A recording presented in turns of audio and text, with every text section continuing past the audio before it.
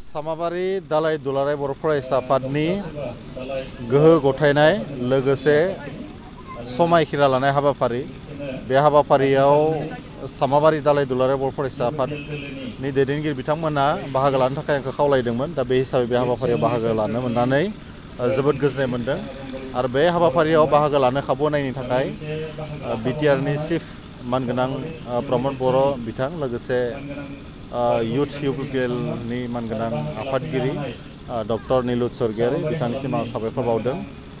लोगोसे बे सुजुगावनो जाय बिथांमोना गोदानै बिबान लादों बिथांमोननो आंनिफ्राय बेस्ट उइसेस होदों। फैबाय थानाय समाव जाहाथे बर' हारिनि थामोन्थानि थाखाय बिथांमोना थै-थां खामानि मावनो हाथों आरो बिथांमोननि जा मोजां जिउ आं बेखौबो बे सुजुगावनो हास्थायबाय। थांनाय 33थि बोसोरसालि जथुमा बेवहाय जोङो थान्दै मेलनि गेजेरजों जोङो बिबान सोलायनाय बोथोर बेखौ जोङो सोलाय सोल' खालामदोंमोन आरो बे लेखायैनो जोङो जोंनि बे हाबाफारि बायदियै जोंहा थालांदोंमोन बिबानगिरिमोननि जि सिनायथि बा बिबानगिरिमोननि जि समायखिरा लानाय आरो बिबान गथायनाय बे हाबाफारिया जोंहा थालांदोंमोन।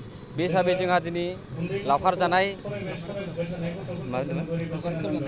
लावखार ओंखाम जानाय बे हाबाफारिजों सोमोन्दो लाखिनानै जोङो दिनै नावकाटा बे पार्कआव फैनानै जोङो दिनै जोंनि बिबानगिरि जहै जोङो फैनानै समायखिरा लानाय आरो बे बिबान गथायनाय हाबाफारिखौ जोङो मावफुंफैदों आरो बेवहाय जोङो जयैनो गासै बिबानगिरि बिथांमोना जों ज' जानानै जोंनि लावखार ओंखाम जानाय बेखौ जों जयै बोथिसे जागोन होननानै जोङो दिनै बे सुक्लाय बे पार्कआव जों फैनाय जादों आरो जोङो सामाबारि दालाइ दुलाराय बर' फरायसा आफाद जानानै बयनिसिमबो गोदान बोसोरनि गोजोन हामलायनाय जासिग्रोबाय।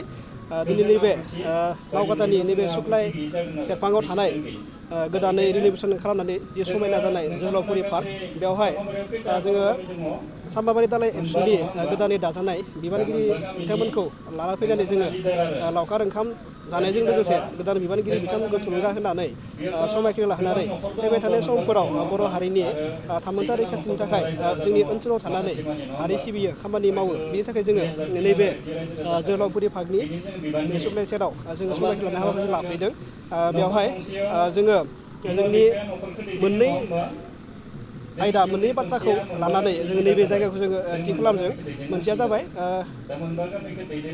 गोदान बोसोरनि गोदान बिबानगिरि बिथांमोनखौ जायगा नायहोनानै थुलुंगा होनाय लोगोसे नैबे जिथु पार्कनि मुंखौ नैबे ओनसोलनि मेलेमजिबि बिथांमोना जोहोलावफुरि मुं दोनदों।